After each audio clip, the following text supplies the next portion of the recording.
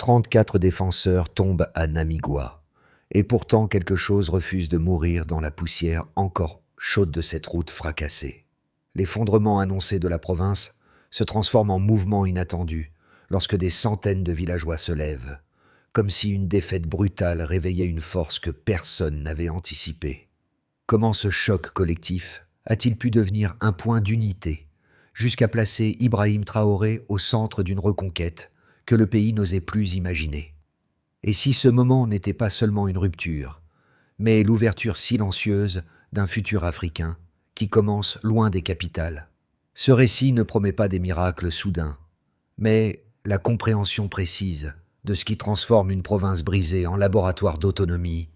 Et pourquoi cela importe pour tout observateur du Sahel? La promesse est simple: démêler les risques et les leviers réels qui ont façonné la réponse de BAM, afin de montrer comment une crise locale a révélé une architecture de survie inattendue.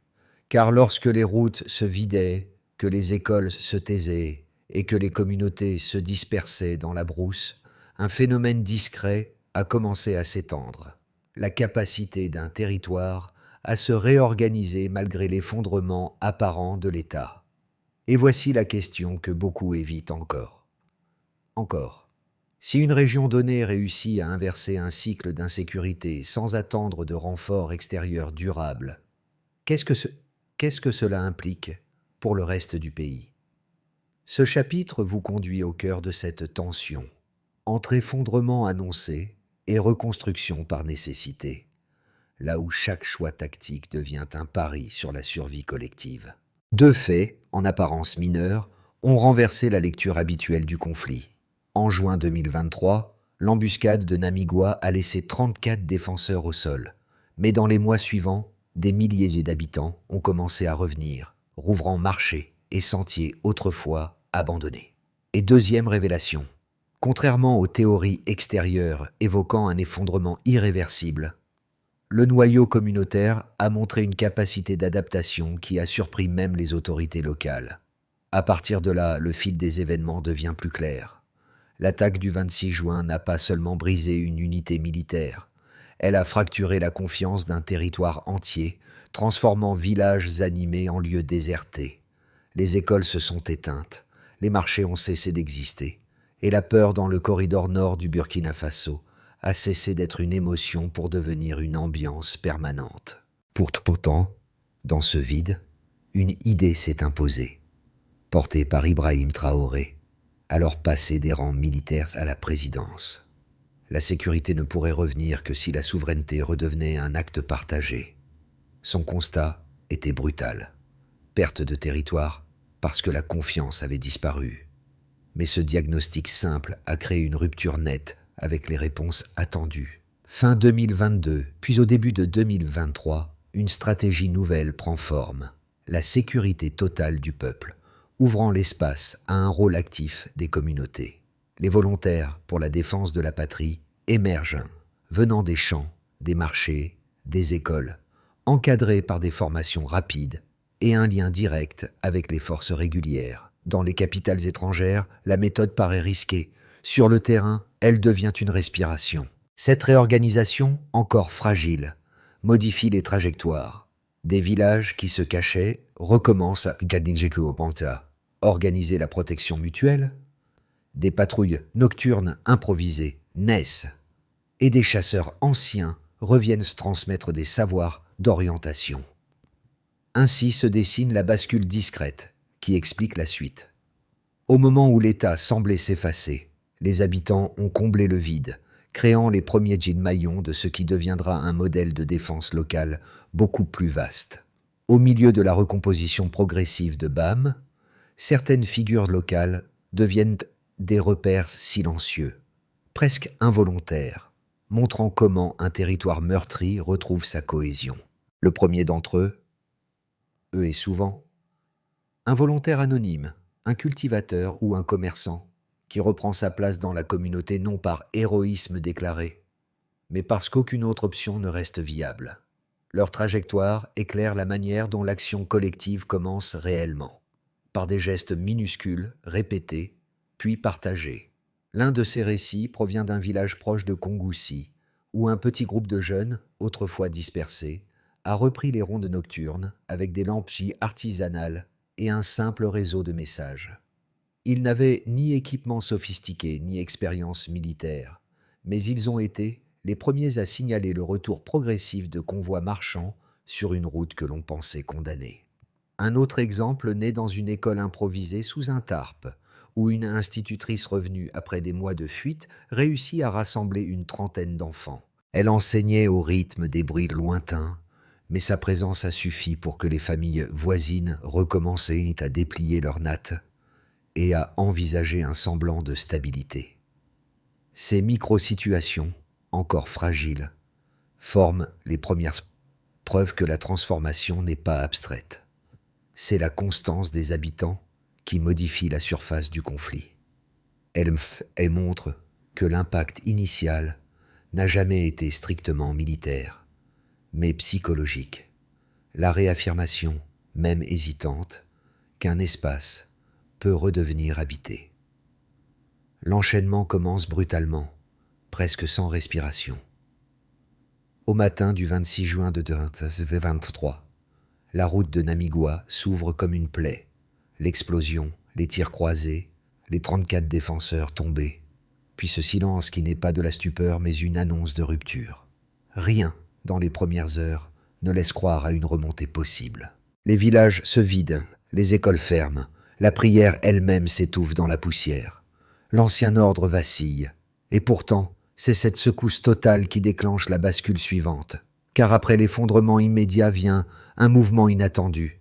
Ce n'est pas l'État central qui avance en premier, mais la trame humaine elle-même. Des communautés entières disparaissent dans la brousse, mais au lieu de rester en fuite, elles recomposent des noyaux. Les marchés deviennent des points de repli. Les sentiers se muent en corridors d'alerte. Ce n'est pas encore une stratégie, c'est un réflexe de survie, brut et instinctif. Et c'est sur ce terreau que la parole d'Ibrahim Traoré commence à s'ancrer. Pas de sécurité sans souveraineté, pas de souveraineté sans sacrifice. À partir de là, l'élan change de direction.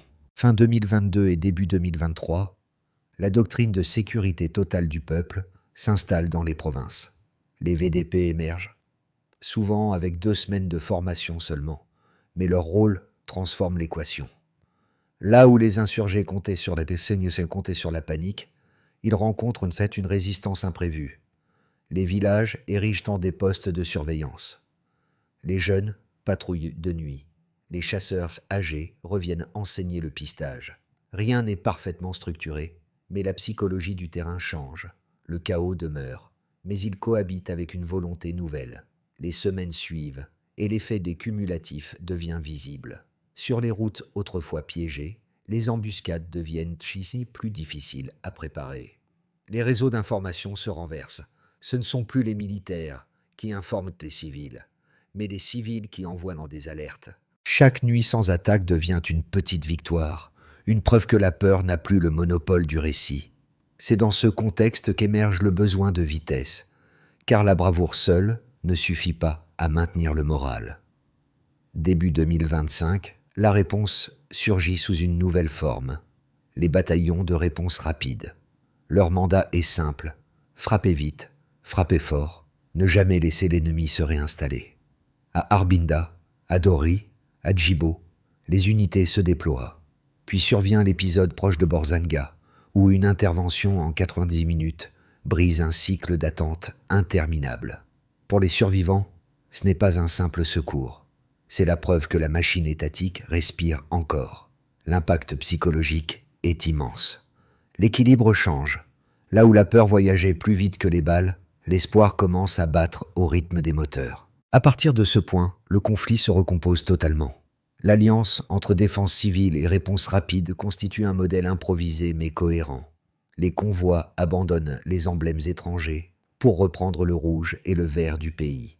Les VDP, autrefois moqués, se synchronisent enfin avec les unités professionnelles, soutenues par les nouveaux équipements venus d'ailleurs. Le terrain reste instable, les erreurs persistent, certaines opérations échouent, mais l'ensemble produit un signal unique.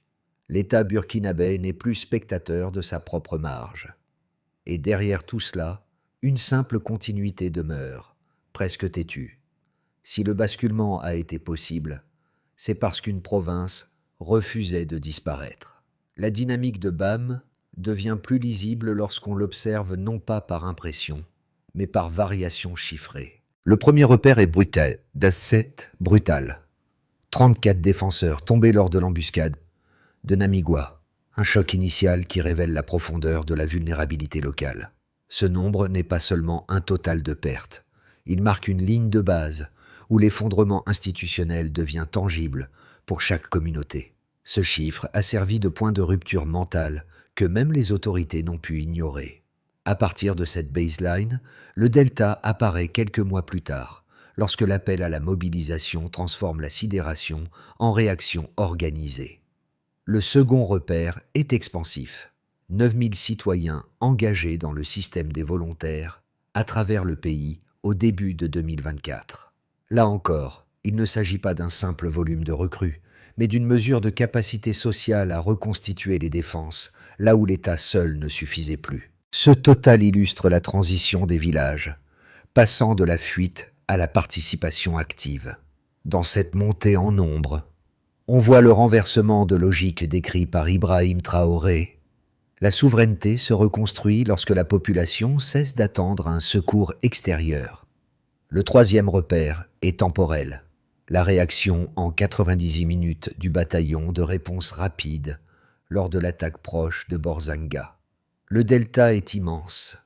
Là où les renforts mettaient autrefois des jours ou des semaines à arriver, la compression du délai modifie la géographie même de la peur. Ce temps record transforme la perception de l'État, désormais jugé capable d'agir avant la dispersion totale des survivants. Ce simple intervalle devient un marqueur stratégique. La vitesse devient un facteur de stabilisation. En reliant ces trois mesures, on obtient une transformation en trois paliers. Une perte massive qui crée un vide sécuritaire. Une montée en mobilisation citoyenne qui comble partiellement ce vide. Une capacité d'intervention rapide qui restructure le rapport de force. Ce glissement n'efface pas les fragilités, mais il redéfinit les paramètres du conflit. Les patrouilles nocturnes improvisées trouvent une continuité dans les unités mieux équipées. Les réseaux d'alerte villageois fusionnent très progressivement avec les transmissions militaires modernisées. Les déplacements se font encore sous tension, mais les routes qui étaient autrefois régies par les engins piégés voient désormais des convois nationaux réapparaître. Chaque indicateur possède sa part de nuances. Les 34 pertes rappellent la violence initiale. Les 9000 volontaires soulignent un engagement diffus, mais hétérogène, parfois indiscipliné. Les 90 minutes démontrent l'efficacité de certaines unités, mais pas la régularité absolue de la réponse. Néanmoins, l'ensemble trace une courbe cohérente. Un territoire qui passe du recul à l'expérimentation, puis à une réappropriation progressive de son espace. Cette trajectoire, encore fragile, montre que la stabilisation ne repose pas sur un miracle militaire, mais sur l'addition de variations modestes, du temps gagné, des kilomètres repris, des villages réhabités. Et derrière ces évolutions se profile une interrogation essentielle pour la suite de BAM. La dynamique actuelle peut-elle se maintenir sous pression constante? Deux lectures opposées émergent lorsqu'on analyse la trajectoire de BAM, chacune portée par des arguments solides et parfois des inquiétudes légitimes. La première insiste sur la fragilité d'un modèle reposant sur des civils armés. Elle souligne les risques de dérive, l'indiscipline de certaines unités locales, ainsi que les incidents isolés rapportés par des organisations de défense des droits. Selon cette perspective, même une mobilisation massive reste vulnérable aux erreurs tactiques et à la charge émotionnelle d'un conflit prolongé. Le danger, disent-ils, est qu'un système improvisé devienne incontrôlable. La seconde position affirme l'inverse, que sans cette participation communautaire, BAM se serait effondré dès 2023. Ces partisans rappellent que les villages abandonnés, les écoles désertées et les marchés silencieux constituaient déjà une preuve d'effritement profond et que la réponse citoyenne n'a pas été une option idéologique, mais une nécessité. Il est ici moins que les patrouilles nocturnes, les réseaux d'alerte artisanaux et les premiers postes de surveillance comme exemple de mécanismes locaux ayant freiné la progression insurgée bien avant l'arrivée des unités mieux structurées. À ces deux visions contradictoires s'ajoute une réalité tirée directement du terrain. Les transformations observées ne reposent ni sur un romantisme populaire, ni sur une méfiance automatique envers les institutions, mais sur une complémentarité progressive. Les villages ont repris les rondes. Quand l'État vacillait, les bataillons de réponse rapide ont accéléré les interventions là où les VDP ne pouvaient tenir seuls. La coordination radio a permis d'unifier des acteurs autrefois dispersés. Les insurgés eux-mêmes ont dû modifier leurs tactiques lorsque les embuscades, autrefois simples à organiser, devenaient plus difficiles à exécuter. Ainsi, la réponse la plus cohérente ne tranche pas entre les deux thèses. Elle reconnaît les risques signalés par les critiques tout en constatant que, sans l'armature communautaire initiale, les renforts rapides n'auraient peut-être pas trouvé de terrain capable de résister assez longtemps pour être secourus.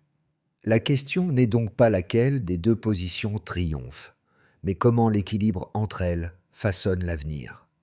Un virage s'opère ici.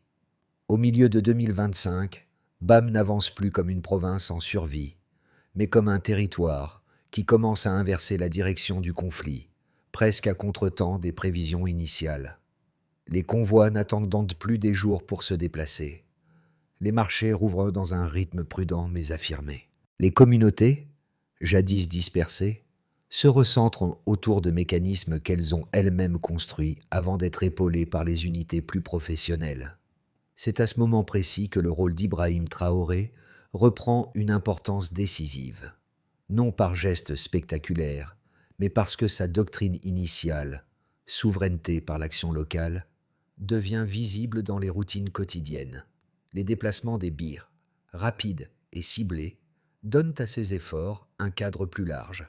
Les insurgés ne dictent plus la temporalité. Ils réagissent. Le basculement n'a rien d'un triomphe. Il ressemble davantage à une respiration collective, fragile, mais réelle. Les routes restent dangereuses, les erreurs persistent, les tensions demeurent. Pourtant, l'élan change. Là où l'on parlait d'effondrement, on parle désormais de marge de manœuvre. Là où la peur dominait, c'est l'attention qui prend le relais. Le milieu du récit marque donc une évidence. La bataille n'est plus seulement défensive, elle devient directionnelle. Les effets qui émergent à BAM ne sont pas homogènes. Ils se diffusent par strates, chacune révélant une transformation différente du territoire.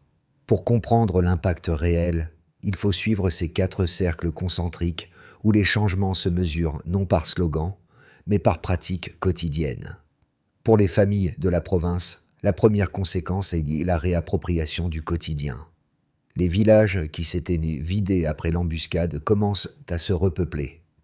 Des patrouilles improvisées, d'abord considérées comme un pis-aller, deviennent des rituels stabilisants. Le retour des enseignants, même sous des tentes ou dans des bâtiments délabrés, modifie la psychologie collective. Si l'école rouvre, le village respire. Cette dynamique donne à des figures anonymes, mères de la résistance, jeunes guetteurs, anciens chasseurs, un rôle déterminant dans la normalisation. Leur action quotidienne n'efface pas la peur, mais elle la rend négociable. Les marchés refermés s'animent lentement, soutenus par des corridors sécurisés que les villageois entretiennent eux-mêmes avant l'arrivée de convois mieux équipés. Les agriculteurs retournent vers les champs, parfois en groupe, parfois escortés. Les coopératives féminines reprennent la distribution du mil et de l'huile, avec une régularité qui semblait impossible en 2023. Ces micro-reprises persistent et ne créent pas encore une prospérité, mais elles installent une continuité économique minimale. Un ancien cultivateur résumait ce changement sur une radio locale. « Nous ne sommes pas riches, mais nous sommes chez nous. » Cette phrase, répétée sur les marchés, devient presque un indicateur économique à elle seule. Un territoire fragile, mais réhabité. Le gouvernement observe une réémergence de confiance, nourrie par des preuves tangibles plutôt que par des déclarations. Lorsque les BR interviennent en 10 minutes près de Borzanga, l'État cesse d'être une abstraction lointaine. L'intégration des VDP, sous supervision régionale, réduit les dérives locales. L'administration met en place un bureau de plainte civilo-militaire pour prévenir les abus, signe que la montée en puissance ne s'accompagne pas d'un blanc-seing illimité. Et dans ce processus, la vision portée par Ibrahim Traoré, un État fort parce qu'appuyé par ses citoyens, trouve une application progressive, parfois chaotique, mais lisible. Au-delà de BAM, les effets résonnent dans le Sahel. Le retrait collectif du Burkina Faso, du Mali et du Niger d'ECOWAS, puis la formation de l'AES, repositionnent la province comme symbole de souveraineté retrouvée. Les partenaires extérieurs réagissent. Certains s'inquiètent de l'influence russe, d'autres s'adaptent. Les agences humanitaires réorganisent leurs corridors en fonction des conseils locaux de défense, une inversion notable par rapport aux années précédentes. Pour plusieurs analystes africains, BAM devient une démonstration. Une province marginalisée peut devenir matrice d'un récit politique plus large. À la croisée de ces 4 cercles apparaît une idée simple et dérangeante. Les transformations locales peuvent précéder les réalignements nationaux et régionaux. Les 6 à 12 prochains mois ouvriront une période charnière pour BAM, non pas parce qu'un tournant spectaculaire est garanti, mais parce que les dynamiques déjà enclenchées peuvent se consolider, s'infléchir ou se retourner. 3 trajectoires se dessinent, chacune dépendante de conditions précises que le terrain impose plus que les discours. Dans cette version, les tendances actuelles se prolongent. Les marchés restent ouverts, les villages maintiennent leur patrouille locale, et les BIR conservent une capacité d'intervention rapide, même si elle n'est pas toujours régulière. Si les réseaux d'alerte communautaires et les unités professionnelles continuent de se coordonner, alors la stabilisation restera imparfaite mais fonctionnelle. Il ne s'agirait pas d'une victoire nette, mais d'un maintien de l'espace sécurisé, suffisant pour empêcher un nouveau cycle d'effondrement. Dans cette hypothèse, les dynamiques positives s'alignent. Les écoles rouvertes gagnent en stabilité. Les comités locaux renforcent la discipline interne et les interventions rapides se standardisent. Les corridors humanitaires et commerciaux se fluidifient, permettant aux agriculteurs et aux coopératives de retrouver un rythme presque normal. Si les structures locales continuent d'être soutenues sans être surchargées, alors BAM pourrait devenir une vitrine durable de la doctrine de sécurité totale du peuple, et un argument fort dans les discussions régionales autour de l'AES. C'est un scénario exigeant, qui repose sur la constance plus que sur les symboles. Ici, les insurgés profitent des zones encore vulnérables, multipliant les contournements tactiques. Les délais de réponse se rallongent. Les patrouilles civiles s'essoufflent au Kochi. Les erreurs isolées provoquent des tensions avec les habitants. Si les attaques simultanées augmentent, ou si les unités locales perdent la coordination, alors BAM pourrait replonger dans une incertitude forte, même sans retour complet au chaos de 2023. Ce scénario n'efface pas les progrès acquis, mais il souligne la fragilité d'un modèle qui dépend d'une vigilance constante. À travers ces 3 chemins potentiels, une même réalité se répète. Ce qui se joue à BAM n'est pas un destin figé, mais un équilibre mouvant, qui peut s'étendre ou se contracter selon les décisions du terrain autant que celles des autorités. Ce qui se passe à BAM résonne au-delà des cartes et des analyses, parce que les transformations que vous venez de suivre prennent racine dans des gestes ordinaires. Pour beaucoup d'habitants, la reprise n'est pas un concept géopolitique, mais la possibilité de rouvrir une classe sous une bâche, d'accompagner un convoi de farine jusqu'au haut marché, ou de veiller quelques heures à la lisière du village pour que le repas du lendemain soit possible. Ces moments minuscules réparent ce que les discours ne peuvent toucher, le sentiment d'habiter encore un lieu qui semblait perdu. Pour ceux qui observent cela depuis l'extérieur, 3 angles d'identification se dégagent. Le premier concerne ceux qui connaissent la fragilité. L'idée qu'un territoire peut se relever par accumulation de gestes tenaces leur rappelle que la résilience n'est pas un slogan, mais une discipline discrète.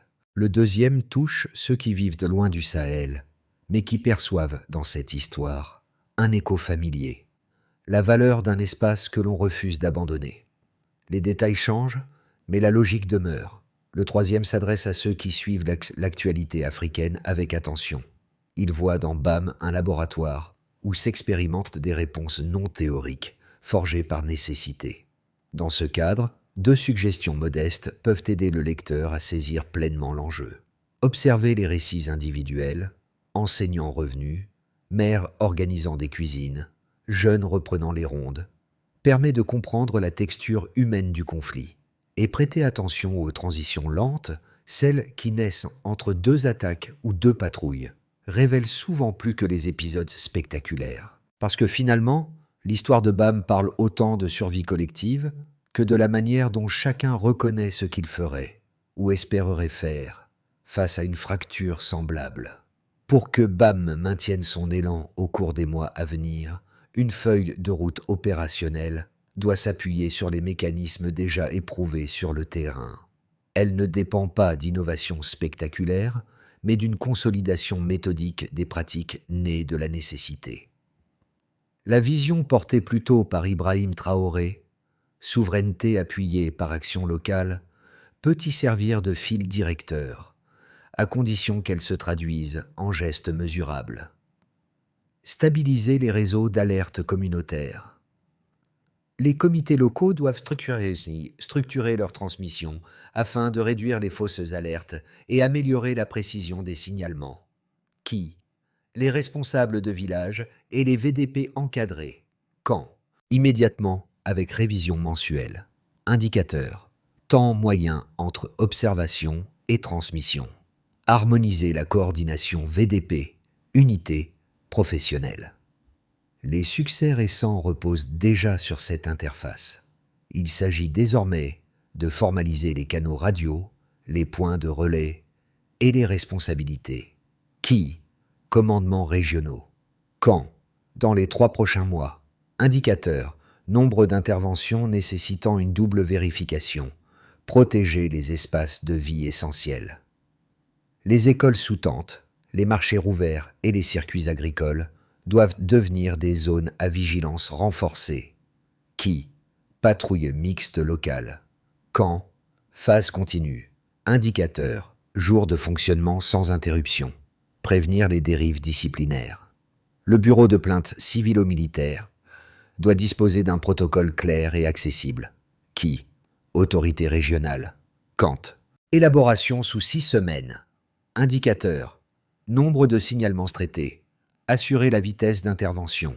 Les unités rapides doivent conserver leur capacité sous pression croissante. Qui? BIR et équipe logistique. Quand? Ajustement trimestriel. Indicateur.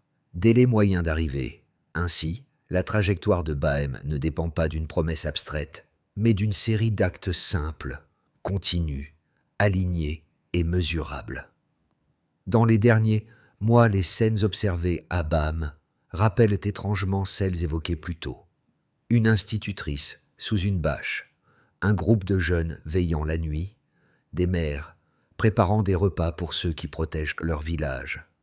Ce sont ces silhouettes discrètes qui forment le fil reliant le début et la fin du récit, comme si le territoire se reconstruisait non par rupture, mais par réapparition successive. Leurs gestes quotidiens, fragiles mais tenaces, donnent au paysage un rythme que ni les attaques ni les replis n'ont réussi à effacer. C'est aussi dans ces instants ordinaires que les paroles d'Ibrahim Traoré trouvent un écho particulier, non parce qu'elles imposent une vision verticale, mais parce que les habitants les ont transformées en pratiques concrètes. Rouvrir une classe, remettre une route en service, tenir un poste de veille même lorsque la nuit semble interminable. Ce sont ces choix minuscules qui deviennent la réponse la plus durable à la violence. Et lorsque l'on regarde BAM aujourd'hui, on comprend que la province n'a pas été sauvée par un seul moment spectaculaire, mais par la persistance d'une phrase silencieuse, répétée sans uniforme ni discours. Ils sont restés debout. À ce stade, l'histoire de BAM ne se présente plus comme un simple chapitre de crise, mais comme une manière différente de lire la transformation d'un territoire, par la constance, la coopération et les gestes minuscules qui finissent par déplacer des lignes que l'on croyait immobiles. Ce n'est pas une conclusion, mais une invitation à regarder autrement les espaces souvent décrits uniquement à travers la violence ou le manque. Derrière chaque marché rouvert, chaque salle de classe improvisée, chaque ronde nocturne, il y a des choix humains qui méritent d'être compris plutôt que survolés. Si vous souhaitez aller plus loin, vous pouvez suivre les prochains récits, comparer les trajectoires des communautés du Sahel, ou simplement partager cette analyse pour prolonger la discussion. Les histoires comme celle-ci gagnent en sens lorsqu'elles circulent et lorsqu'elles sont confrontées à d'autres regards.